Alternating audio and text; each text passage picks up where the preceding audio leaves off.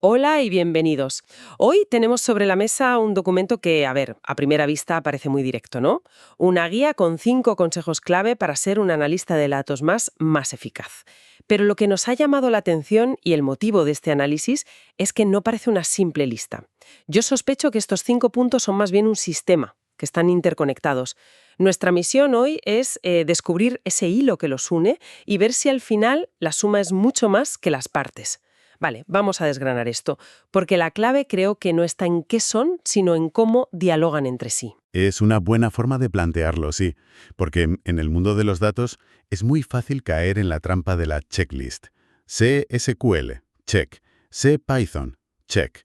Pero este material va por otro lado. No es un manual técnico, es más una hoja de ruta estratégica. Y su valor, yo creo, reside justo en ese equilibrio que busca entre las competencias puramente técnicas, las hard skills, y las habilidades más humanas, ¿no? Las soft skills. La comunicación, la visión de negocio.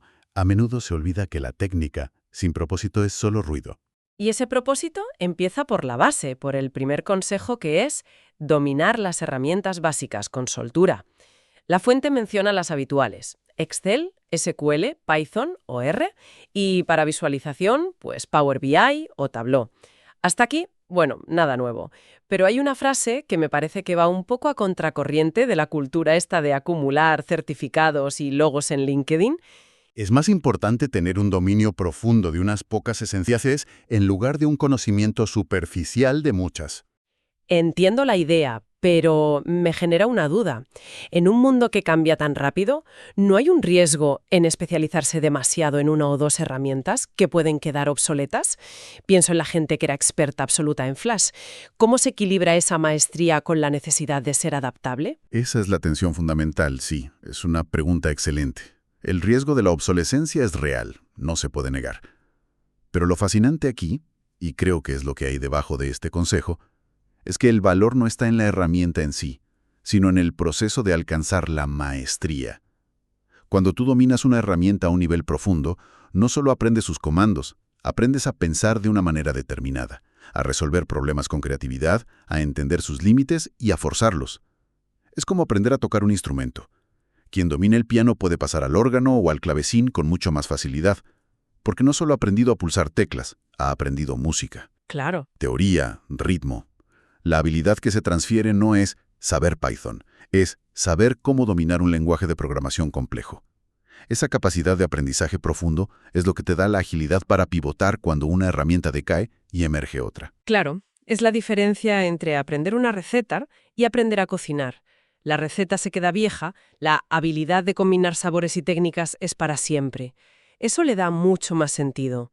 El objetivo final, dice la fuente, es poder limpiar, transformar y analizar datos con seguridad. Y esa seguridad no viene de saber 30 comandos básicos en 10 lenguajes, viene de haberse peleado de verdad con uno hasta entenderlo por dentro. Exacto. Esa pelea te da una intuición que el conocimiento superficial no puede igualar. Te enfrentas a un problema nuevo y aunque no sepas la solución de memoria, tienes la confianza de que con tu herramienta vas a encontrar un camino.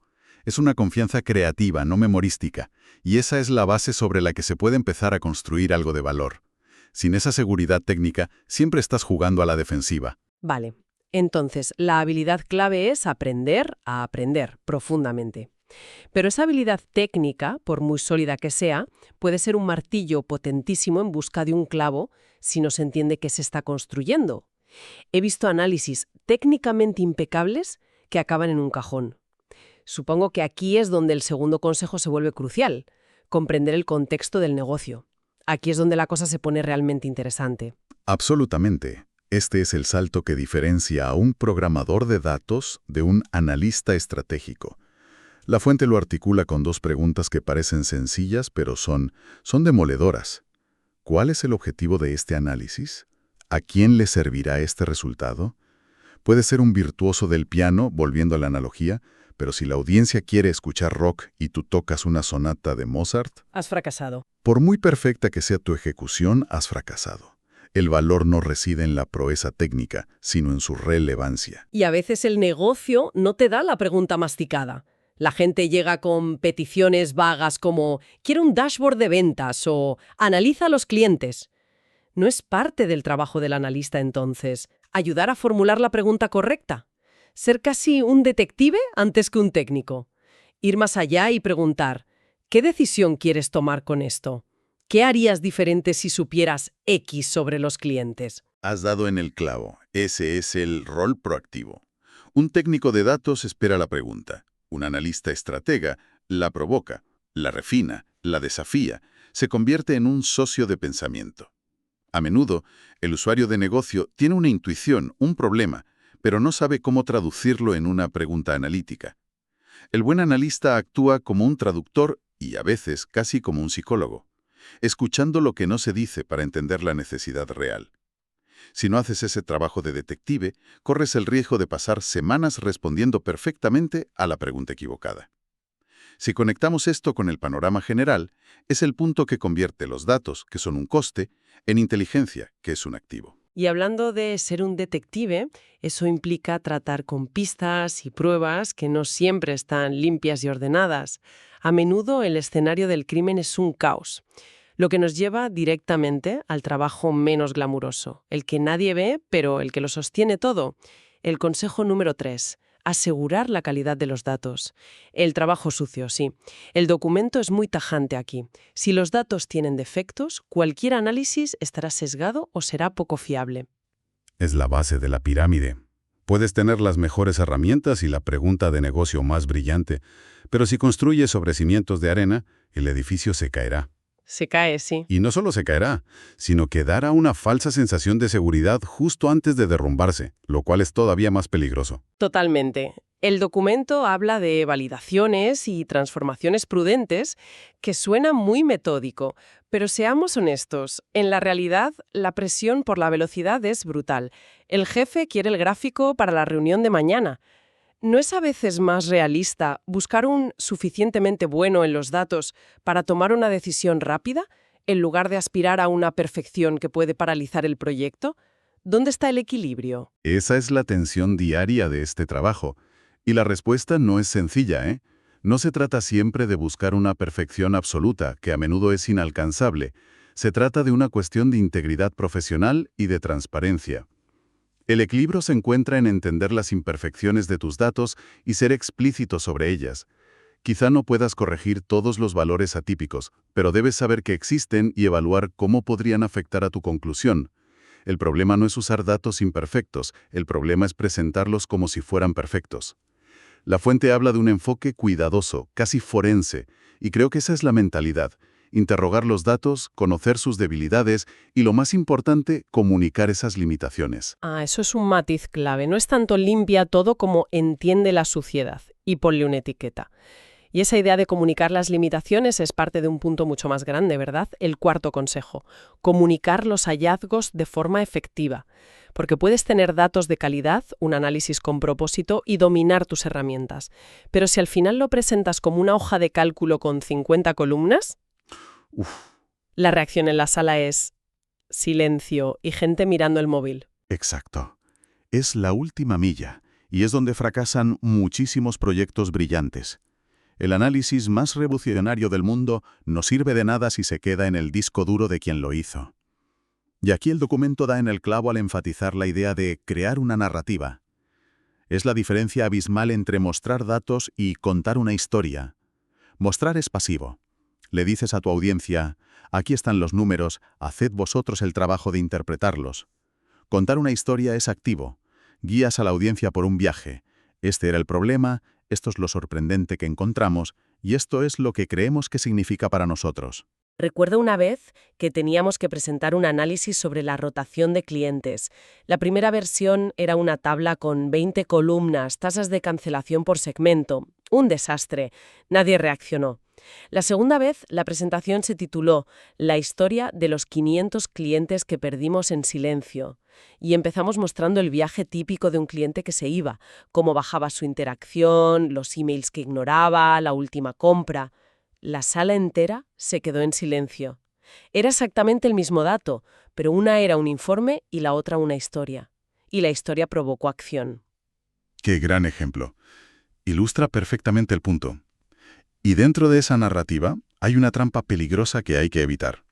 A veces, cuando los datos son de mala calidad, como hablábamos antes, el instinto es ocultarlo con un gráfico muy vistoso o una historia muy simplificada. Claro. Pero la buena comunicación no es decorar datos malos.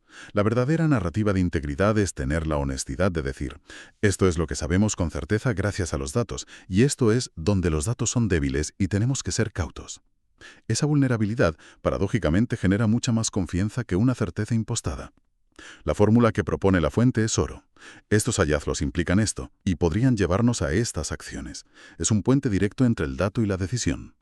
Entonces, para contar una buena historia, necesitas datos fiables, entender el negocio y dominar las herramientas. Pero todo eso es una foto fija. Las herramientas evolucionan, el negocio cambia, hasta las técnicas de storytelling se refinan. Lo que me lleva a pensar que el último consejo, el quinto, mantenerse aprendiendo y actualizado, quizá no es el último punto de la lista. Quizá es el motor que impulsa a los otros 4. Era la sospecha que teníamos al principio. Creo que has dado con el hilo invisible que conecta todo. No es el último paso, es el sistema operativo que corre por debajo de todo lo demás. El documento menciona vías muy concretas, proyectos reales, comunidades, blogs, cursos, experimentar. Pero más allá de las tácticas, es una mentalidad de curiosidad. Los mejores profesionales no aprenden porque tienen que hacerlo, sino porque disfrutan genuinamente del proceso de descubrimiento. Y fíjate cómo cierra el círculo. Conecta directamente con el primer consejo sobre las herramientas. Es verdad. La herramienta específica que dominas hoy, sea Python o Tableau, cambiará. Pero la meta habilidad que has cultivado, la capacidad de aprender, adaptarte y dominar nuevas herramientas, esa es perenne. Este quinto consejo no trata solo de acumular conocimientos, trata de cultivar la agilidad mental para ser relevante a largo plazo. Entonces, ¿qué significa todo esto? Nuestra teoría inicial era que esto no era solo una lista, sino un sistema. Y parece que se confirma. No son 5 pilares uno al lado del otro, es más bien un motor cíclico. El aprendizaje constante te permite dominar mejor tus herramientas. Ese dominio te da la confianza para hacer preguntas de negocio más audaces. Esas preguntas te exigen mayor calidad en los datos. Unos datos de calidad son la materia prima para una comunicación honesta y persuasiva. Y una buena comunicación revela nuevas preguntas, nuevas áreas de ignorancia, lo que te obliga a seguir aprendiendo. Esa es la síntesis perfecta. No es un camino lineal que empiezas en el punto 1 y acabas en el 5. Es un ciclo que se retroalimenta. Y cada consejo refuerza a los demás. El dominio de las herramientas sin el contexto del negocio es un ejercicio estéril. Un gran análisis se pierde sin comunicación. Se pierde del todo. Y nada de esto es sostenible sin esa curiosidad y ese compromiso con el aprendizaje. Lo que este documento nos presenta, en su aparente simplicidad, es una visión increíblemente holística y completa de lo que significa ser un analista influyente hoy en día. No se trata solo de ser bueno con los números. Al final es una mezcla de roles. Hay que ser un poco científico por el rigor, un estratega por la visión de negocio y un artista por la capacidad de contar una historia. Ciencia, estrategia y arte.